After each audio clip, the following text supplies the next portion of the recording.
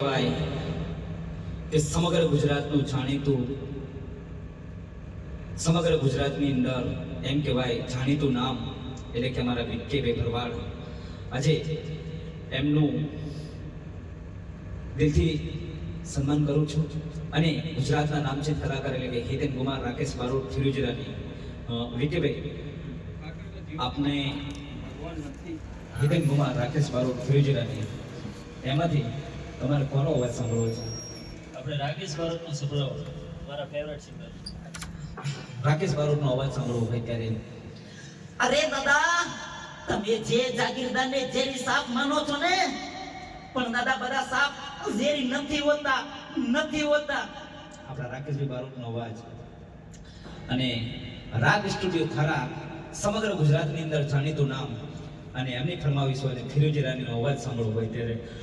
રૂપ સિંહ ના રૂપ ની જાણનારી નથી ઓળખી શકી તો પેલી બે કોળીની કડવી ઓળખી શકવાની છે.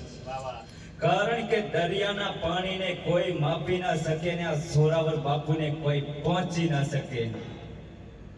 અને હિતેન કુમારનો અવાજ સાંભળવો હોય ત્યારે. એ જામીનદારના રોટલા ઉપર નમનારા કુરકુરિયા, જા તારા જામીનદારને કહી દે કે ફરી એકવાર રામલો આવ્યો છે. રાવણની દુનિયાને બાળીને ખતમ ના કરો તો મારું નામ સૂરજ નહીં. અને નરેશ કનોડિયાનો અવાજ સાંભળવો હોય ત્યારે. અરે કોની મયે સવા શેર સોટ ખબરાવી છે કે મારા જીવ મારી પદ્માને ચુંદડી ઓઢાડે. હશે ભાઈ હશે. અને નરેશ દાદાના બે અવાજ જ્યારે ઉંમર થઈ ત્યારે.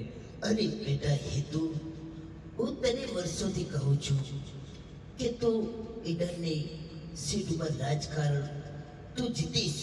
મારા તને દીકરા આશીર્વાદ છે. આવા ઘણા બધા મહાન કલાકારો ગુજરાતની અંદર છે અને અમર થઈ ગયા. કારણ કે કલાકાર